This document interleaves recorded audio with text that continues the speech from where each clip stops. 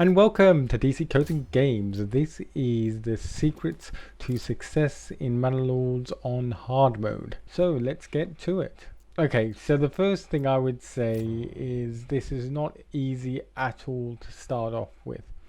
And you will probably find yourself restarting a few times because the last thing you want to do is lose a family in hard mode, because this really puts you one step behind and you won't be able to catch up to the enemy if you lose a family at the start of the game. So that's the first thing. The next thing is you want to look at the deposits you have. So you want to make sure that you have a rich deposit of food and you have a stone quite nearby your camp.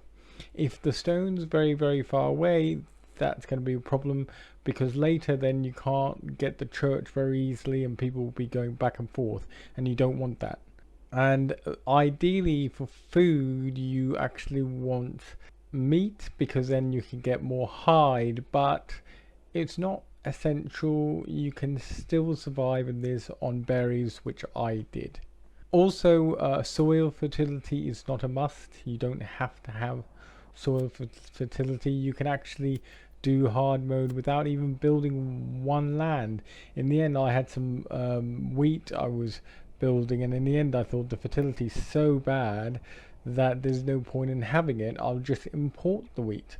Eventually you'll be able to actually go to the trade post and buy everything you need, because you'll be able to get other things that you have in abundance and trade them, meaning that you can import some stuff as well, so that you don't have to have everything. First thing you want to do when you start off the construction is get a log camp immediately, set that one up, pause the game, and then also set up a hunting lodge that is going to be built, because this doesn't cost anything. And also you might want to consider laying out your roads, because the roads don't cost anything, and also make sure the roads go into the forest in your logging camp, so that your guys are quicker to get the logs, and also do the same to the animals. By placing roads into the migration of the animals department area, that won't put them to migrate if you put a road in there. If you build the hut on the migration, then they will migrate, and you'll probably have to restart the game because it's very hard mode. Once you've got these two buildings, make sure you have your fuel and your food and clothing, and these are the three things you want. So you want to build a woodcutter's lodge for your fuel. You want to then build a tannery for the clothing, and also you want to build your well as well, because this gives water supply. Then you want to then build a saw pit, and then your stone cutter's lodge. You might have to actually get one person out of the logging place to then work on building stuff quickly, or you might want to take two out just to get one on the stone pit, one on the saw pit, and then all the rest of them are working hard to build things. You'll have to balance it, because when you first build your woodcutter's hut, I put 3 people in there just to get my timber up and stuff, and then you'll have to just play it by ear, see how much timber you're creating. If you've got a lot of timber, then use that workforce away from the woodcutting lodge to quickly build your stuff. Also, you want to build your plots really early on, as soon as possible, but also a reminder, once you've built those plots, they'll be expecting a lot from you. So they'll want all the stuff, they'll want all the fuel, they want all the food, they'll even want a church. And this is the reason why you build a saw pit and you build a stone cutter's lodge very early, because you want to start getting people in there to actually produce this stuff, even when the other stuff is going on, like the plots and the tannery and all this and all the woodcutters lodges, and that's fine, but you want everything built really basically at the same time. That's what you're looking on to doing. Quick you need to be. Then once your residential burgers plots are built, you go straight to the church, build that. You should have enough stone and planks at this point to do that. Now when you get the planks and the stone, you'll probably have to find that you will have to have one focusing on the saw pit, and then you have to take them out to focus on the stone pit. So in hard mode you are constantly looking at what people are doing. It's very important this, otherwise you will lose a family and have to start again. Then soon after that you will want to, at the same time when they're building the church, build your storage and granary. So another thing is that the Baron is going to be sneaky and he's going to take everything. So that's the way it is, and on hard he definitely does. But once he claims a territory, challenge him, because you don't have to be there for 90 days. And then you go, oh sorry, was I meant to be on a battlefield? Oh yeah, sorry, just didn't fancy it really. Didn't fancy getting killed. So yeah, you can have it anyway. So then you've actually increased your time by 90 days, and then he does this for about 6 or 5 other plots. So you've increased your time by 450 days, and time is essence here because you don't have anything and you need to build your settlement quickly. Also another point is that when you start off you want to be near a trade point on the King's Road. This will allow you very quick trade and get your goods and ins and outs very fast. This is essential. Also get your development points up to trade, so get those 2 trade things first. So that is the logistics and the better deals development points. This allows you to actually purchase these trade routes for much cheaper, and the better deals will help us with importing things cheap. And the first thing we'll want to do is get some barley imported, and if we don't have the better deals then this is going to be so much more to import, and that will lead us into a loss in our regional wealth. So it's important to do these 2 development points, and also actually get a storage near the trading post as well, or maybe just off the road near it, because people will then use that a lot from the trading post. It will make things a lot quicker for the settlers as well. Then you will see that there might be another deposit that's rich, like a clay deposit or an iron deposit. Whichever one you think is better, go for first and get that going. And also getting your manor at the same time is very important. Now before you actually properly build your manor, you will actually want an army of 6 that you want to do.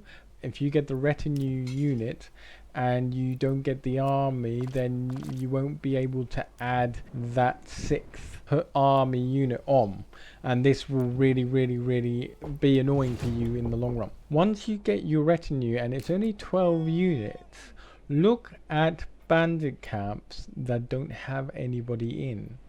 Now because we have the hardest setting and we should have 5 on the map, look at 2.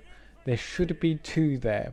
And because we've done that strategy before where we challenge the Baron and we don't even turn up for the battle, he's not actually concentrated on those camps. He's concentrated all on you coming to the field, but you're not there.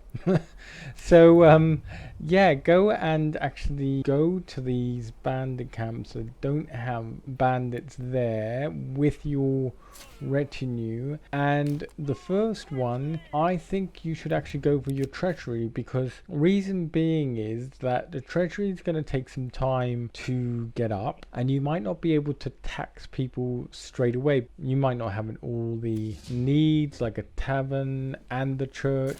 So yes, treasury is good because it can then get you a mercenary unit which you can buy when the Baron starts to take over other lands. You should be able to get a mercenary unit and actually encounter him later on, maybe on the last region that he's about to take over or claim, and actually then go and fight him with your mercenaries. You should have then built up enough treasury then. But the second camp, I would then go and say, okay, I'll take it from my region, because in the region what you want to then, once you've done that, is get a hitching post. Extra oxen is very important. This quickens everything up, the building process of everything, and the extra oxen. And also you can then start creating vegetable plots as well. It will also actually, this is a bug in the game, but it will double your money sometimes. So even when you get the regional wealth and you go back to your settlement, your money doubles. Don't know what's going on there, but I'm not going to argue with it. And then the other bandit camps that come across the map do go and get when they're not available, but keep claiming the Baron, not being on the battlefield until the last moment when he tries to take over the second or last region. Go with your mercenaries and defeat him. Also, another thing you have to be aware of is that the Baron, I've noticed in this game, I've realized that when you don't actually get those mercenaries early on, and then you can disband them later, the Baron will start reserving them. And once you get the mercenaries, it seems like then they go onto your side. So he can't get your mercenaries and you can't get his, if that makes sense. So you have to, you have to play this cleverly, and you have to reserve as much of those mercenaries as you can early on before the Baron does. If you do this, it will make your life a lot easier later on. Basically, most of my gameplay, I was playing mercenaries, most of it only the last minute I had my army come in. So definitely do that. Then what you want to do is get a tavern very quickly and get that barley in. Make sure you have your church. You should have already had that up and running. And then once you've done this, then level up your level 2. Don't do this too early, because I've done this too early and I hadn't met all the demands yet, and my approval rapidly went down. So just be aware of that. Also be aware of how many people you're assigning to jobs, because if you make maybe a cobbler's workshop or a brewer or Fletcher's area, beware that once you do, you're going to lose 2 families from that. You also want to make sure you always have extra plus families going into settlements, because later down the line I realized that when I leveled up to level 3, I had 4 families go into a level 3 plot, which is fantastic, because then that means you have 4 families making sure all the veg are done and they're harvesting all this stuff. And also make sure that your plots are big enough, because then the bigger the plot, like the more you're going to get more vegetables and things, and the less food problems you're going to have later on. I actually started the first 2 that I did a settlement 2 on was a brewery, because I needed that for my demand, and also I was only importing barley. I didn't have any fields to do that. And then I had a cobbler shop to meet the clothing demand, and this really increased my approval. If I wanted to, I could have got a Fletcher's shop or whatever, but actually I found that a lot of my mercenaries were enough to do the job. And you can basically win on one settlement, even if you don't have any fields or grain coming in or anything like that. Just focus on one settlement, getting that up and running, and focus on the mercenaries. Then make sure you're meeting that demand, and if you do, then steadily increase the settlements. Don't rush things in hard mode. Don't expand so much. And also, coming to expansion, actually, just make sure that you don't stunt your growth. And that means keep expanding. Obviously, you want to get your main army going, because that is ideal in a way. So also, if you are getting people in, making sure that you keep getting those people in, increasing the army, but also beware of how much or how fast you're expanding. Be balanced. Hope you like that, and I will see you guys on the next one.